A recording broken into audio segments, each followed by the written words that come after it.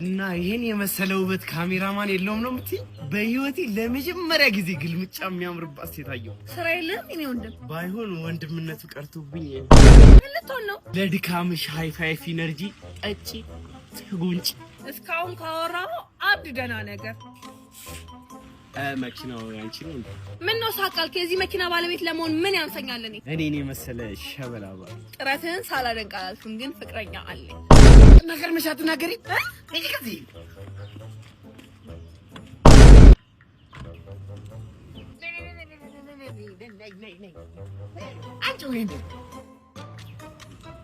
አንቺ ጉንዳን የሰው መኪና ላይ ተለጥፋ ትለጠጣለች እንዴ?